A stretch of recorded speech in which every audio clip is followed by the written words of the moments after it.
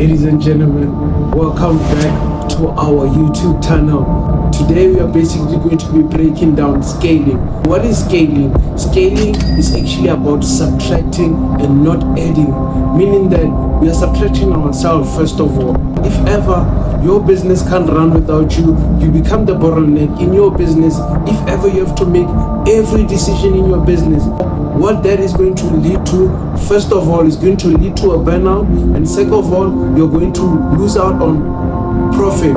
What that means is that we are eventually going to suffer from having to recover for a long time, and we're also going to be losing out on profit, which profit is actually supposed to solve the current situations that we're dealing with in their business, and it also can be used for growth, also for implementing new strategies in marketing or technology that we might actually want to tap into.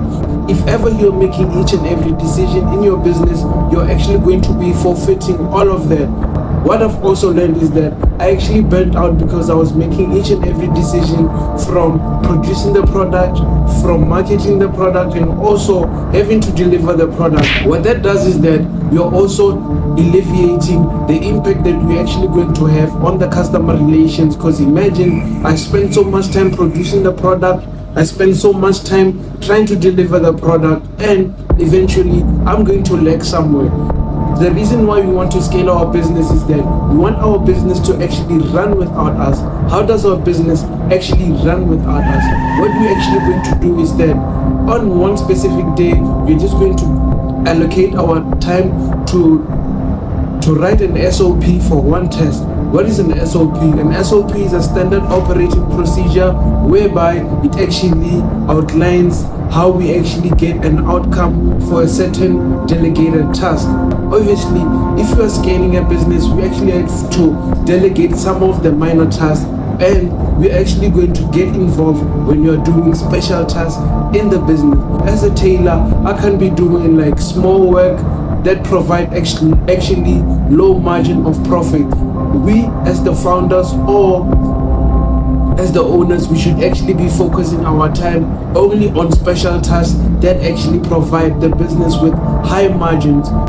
If I can give you an example, in our tailoring business, I could say that the low margin work is actually the small alteration, having to alter pants, like fixing a zip or patching or slimming a pant from a bigger size to a smaller size. Those are the small margin tasks. Where I have to come in as the founder or owner is where we have like special tasks or project that actually provide us with a high value margin. Tasks like traditional attires.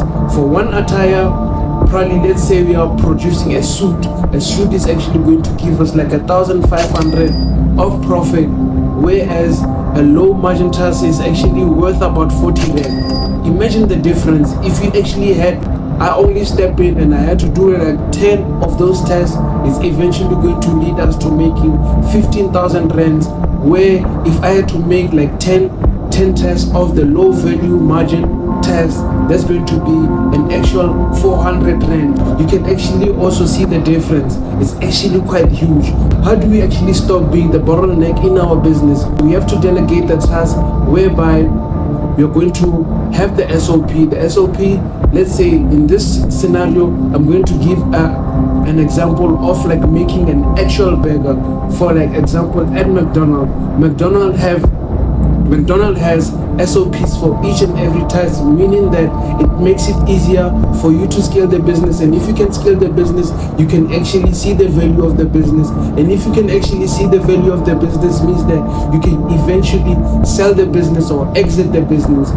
If you're making an SOP for a burger, so the person who is in charge of the outcome making a burger, it means that they're going to start with the burger. The person is going to rip the buns apart. While they're ripping the buns apart, the patty needs to be on the fry, needs to be fried. While the patty is being fried, we are also going to add other ingredients onto the buns, and then when the patty comes out from the pan, we are actually going to put it on the buns and all the other ingredients, and then put it in a box, and then we're going to slide it over to the packaging, and then you are done like that. The thing is that without us being the bottlenecks of our business, we can actually be outside of the business, and we can actually work on the business instead of working on in the business.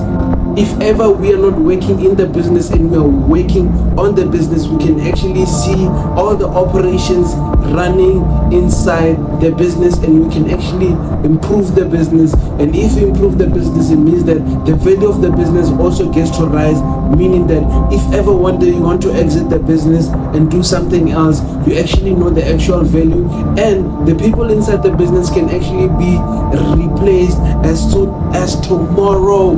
How crazy is that?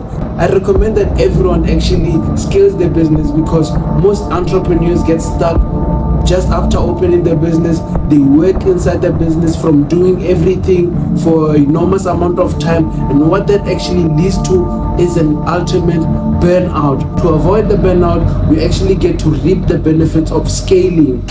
Subscribe and comment below, and let us have more topics that we can discuss at Avantex Solutions. We are here to provide you with ultimate solutions to improve your business.